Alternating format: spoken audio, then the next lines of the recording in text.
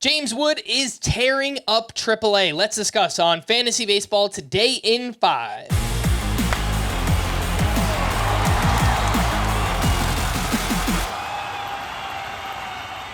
Welcome into FET in 5 on Saturday, May 18th. I am Frank Stampfl, joined by Scott White and the 5 prospects on the verge of getting the call. Junior Caminero of the Rays, Jackson Holliday of the Orioles, James Wood of the Nationals, Kobe Mayo of the Orioles, and Miguel Vargas of the Dodgers. Technically not a prospect anymore, but doing some interesting things and still super young. Scott, James Wood, last week, 5 home runs in a 3-game stretch. He's improved the plate discipline dramatically this season.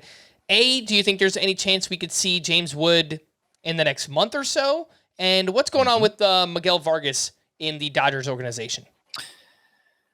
Well, I will point out that my selections here are partly a consequence of there being like this recent surge of prospect promotions. We've had a ton of them just in the last 2 weeks. So we went very quickly from having a real struggle fitting all the potential call-ups in the 5 on the verge to now we're kind of stretching to get to 5.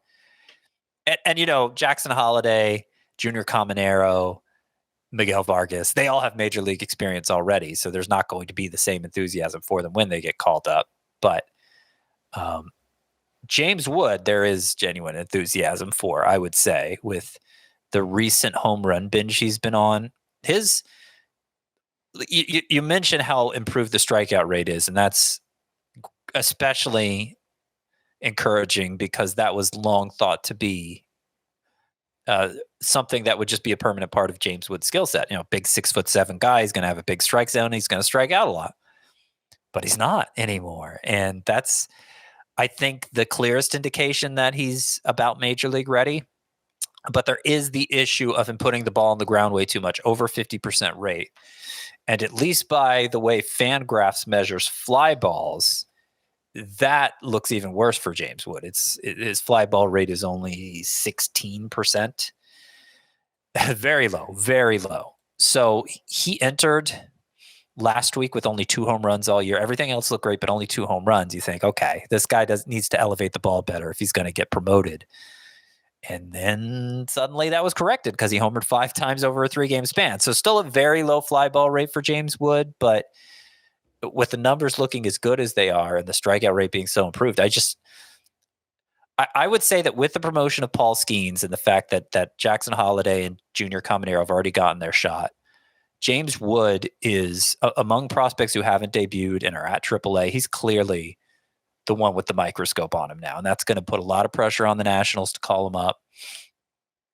They may wait to that Super 2 date, which usually falls in late June, about a month from now, as you say. But I think they're going to call him up this summer. I think it's going to be before the All-Star break, unless his production just takes a turn for the worse. As for Miguel Vargas, I kind of put him here because I wanted to highlight what he's doing. He's crushing it at AAA, an OPS over 1,000, 1-to-1 strikeout to walk ratio, power, speed. It looks great. He's always hit really well on the minors. So I don't know that it's anything different for him. The exit velocity readings are still kind of meh. And that's my biggest concern about Vargas now. Plus he's in the outfield. He doesn't play infield anymore. So there doesn't appear to be a clear opening for him, especially with Jason Hayward coming back.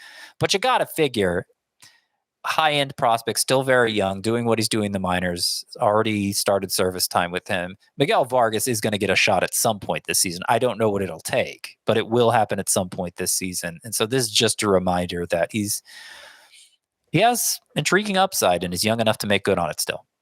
Real quick, the 5 prospects on the periphery. These are names doing something of note lately, and we have Zac Veen, outfielder with the Rockies, Aiden Miller, shortstop with the Phillies, Zebby Matthews, a pitcher with the Twins, Adrian Del Castillo, a catcher with the D-backs, and Nico Cavadas, a first baseman with the Red Sox. Scott, I know a couple of years ago, Zac Veen was the talk of the Arizona Fall League. Last year, he dealt with injuries. There's lots of speed in the profile here. Any chance we see Zac Veen at some point this year at the Rockies? Oh, there's definitely a chance. He's still at Double-A. It's his second year.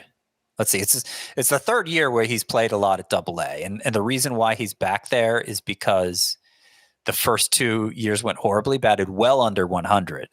But it turns out for all that time, he was dealing with a hand injury that didn't get resolved until last year with surgery.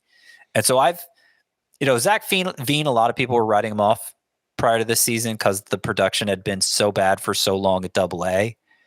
But prior to that, when he was still in A-ball, former high draft pick, top 25 prospect overall, like people went from loving Zac Veen to hating him very quickly. And I thought, let's wait and see how it goes now that he's back from surgery, now that he's had that issue corrected. And it's gone very well, batting well over 300, power, plenty of speed, walking a lot.